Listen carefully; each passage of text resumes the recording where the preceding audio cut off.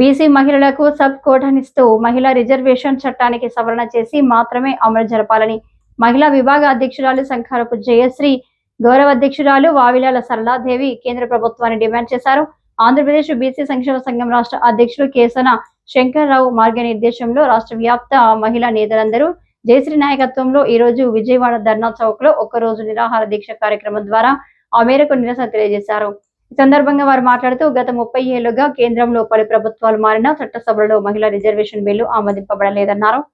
కేవలం మలయాళం, లాలు, శరద్ యాదవ్లు మహిళా రిజర్వేషన్లలో ఓబీసీ మహిళలకు సబ్ కోటా తేల్చాలని పట్టుబడడం వల్లే ఈ బిల్లును ఆధిపత్య పెత్తందారి పాలకులు న్యాయమైన యాదవ యాత్రం డిమాండ్ను సాకుగా చూపి బిల్లును 30 ఏళ్ల పాటు అటకెక్కించారన్నారు.